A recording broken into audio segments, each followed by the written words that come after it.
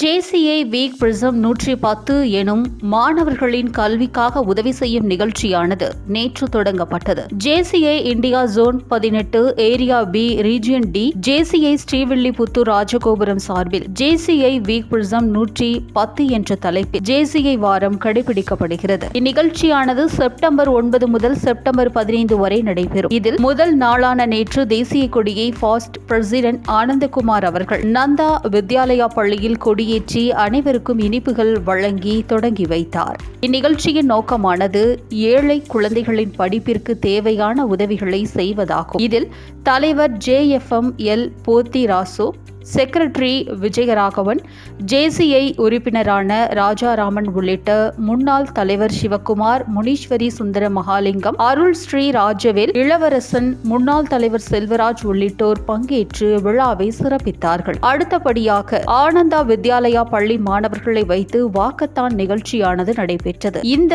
வாக்கத்தானில் மாணவர்கள் ஸ்ரீவில்லிபுத்தூரில் உள்ள முக்கியமான 4 ரத வீதிகளிலும் நடைபயிற்சியை மேற்கொண்டனர்.